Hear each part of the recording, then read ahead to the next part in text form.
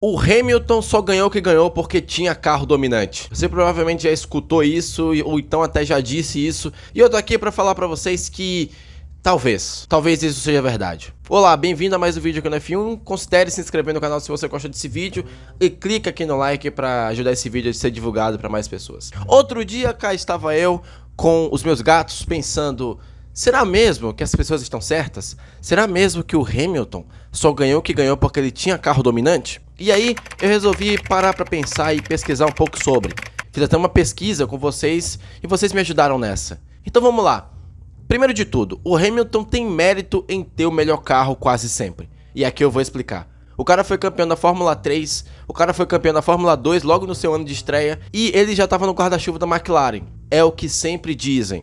Os melhores pilotos atraem os melhores carros. Na real, ninguém diz isso. Eu acabei de criar essa frase. Inclusive, vou patentear se eu puder. Então, sabendo disso, sabendo que a maioria dos campeões em toda a sua história da Fórmula 1 sempre tinham os melhores carros, como Senna, Schumacher, até mesmo Hakkinen, até mesmo o Prost. Se bem que o Prost uma vez ganhou sem ter o melhor carro, mas isso é papo para outra história. Em 2007, o Hamilton já chegou com o pé na porta, na McLaren, com aquele que poderia ser o segundo melhor carro, tava ali no top 2.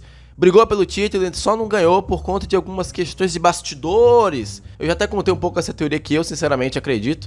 O Hamilton não ganhou aquilo por circunstâncias um pouco suspeitas. Em 2008, novamente no top 2, não acho que o carro da McLaren em 2008 era melhor que o carro da Ferrari, mas o Hamilton mostrou que com um bom carro nas mãos e competitivo, ele consegue brigar pelo título até o final, até a última corrida, como ele fez em Interlagos naquele ano, quando ele conseguiu o primeiro título. Já em 2009... parafraseando o meu mano Kevin Nicholas do canal Primeira Fila Fórmula 1, a McLaren tava de sacanagem. A McLaren em 2009 construiu uma banheira pro Hamilton, pelo menos no começo da temporada, e disse: toma aí, dirija essa porra. E assim o Hamilton fez. No começo da temporada ele não conseguiu tanto êxito, porém quando a McLaren reformou o carro do zero, já que naquela época as equipes não tinham teto de gastos, então elas podiam investir quanto elas quiserem, a água mudou, virou vinho. Me perdoem a heresia, e o Hamilton conseguiu voltar a vencer corridas. Desde 2007 especificamente, o Hamilton venceu pelo menos uma corrida em todas as temporadas, até chegar a 2022. Já 2010, 11 e 12, a McLaren construiu bons carros, mas não o suficiente para fazer o Hamilton brigar por títulos. O Hamilton tinha bons carros sim, que brigava por vitórias, porém não brigava tanto por títulos. Em 2010, ele teve azar com alguns DNFs. Em 2011, não dava para brigar pelo título porque a Red Bull novamente construiu um bom carro para o seu piloto, que no caso era o Vettel. E em 2012, a McLaren quebrava dia sim, dia não.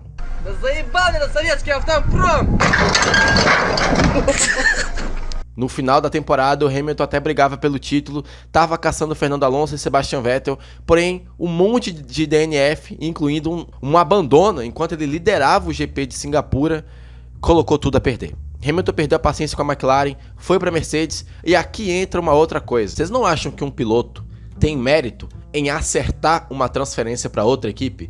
Porque sejamos honestos, a Mercedes, quando o Hamilton foi pra lá, ninguém dava nada. Todo mundo dizia que era só uma aposta e que o Hamilton estava acabando com a carreira dele. Em 2013 ele foi, e em 2014 ele despontou. Mudou o regulamento, a Mercedes construiu, aí sim, um carro extremamente dominante e o Hamilton se aproveitou disso, da boa escolha que ele fez. Ganhou em 14, 15, 17, 18, 19 e 20.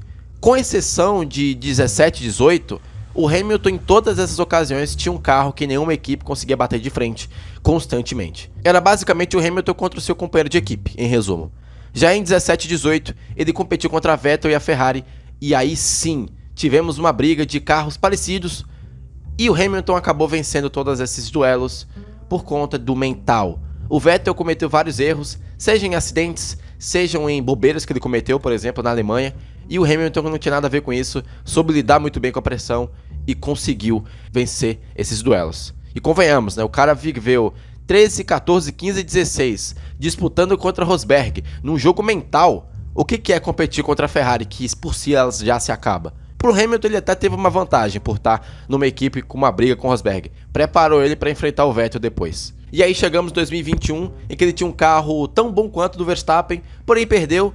E aí as explicações são diversas, dentre até erro da equipe lá em Abu Dhabi, desde até mérito da Red Bull por construir um carro superior. E aí, enfim, ele perdeu. O fato é esse. Em 2022 e 2023, aí não tem como vocês exigirem muita coisa, né? O carro da Mercedes é ruim, o carro da Red Bull é um foguete, não tem como competir contra esses caras, a não ser em Singapura, quando o Hamilton até que tentou brigar pela vitória, mas não tinha dado mais tempo quando a bandeirada chegou. Então assim, dizer que o Hamilton só ganha porque tem carro dominante é mentira, porque o Hamilton ganhou várias vezes quando o carro não era o melhor carro do grid. No entanto, você dizer que o Hamilton só tem títulos, tantos títulos, porque ele tem carro dominante, é um pouco verdade, porque a maioria dos títulos que ele conquistou foi na Mercedes com carro dominante. Porém, lembrem-se, 2007 e 2008, o carro dele não era tão dominante assim. Na real, nem sei se era o melhor carro das temporadas, incluindo Spygate e tudo mais, e o Hamilton ainda assim conseguiu grande êxito. Então é isso. O Hamilton só ganha porque tem carro bom? Sim, é Fórmula 1. A gente tá falando de Fórmula 1, não é atletismo. Se fosse atletismo, ele corria sozinho. Fórmula 1 é uma briga de pilotos e de engenheiros. O bom piloto sempre vai atrair o melhor carro. E com Hamilton foi só a mesma coisa. O que aconteceu com Senna, o que aconteceu com Schumacher e vários outros. O Hamilton só tem os carros bons porque ele também é um bom piloto. Até porque, como disse uma pessoa lá no Twitter, não sei se eu vou conseguir pegar o tweet, ela disse que se o Mbappé fosse ruim, ele estava jogando no CRB. E se o Hamilton fosse ruim, ele estava correndo no André Moda.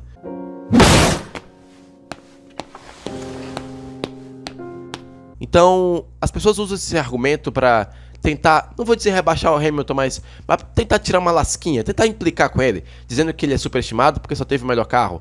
E não, gente, não é assim. Não é assim que funciona. E, inclusive, já estão usando esse mesmo argumento com o Verstappen.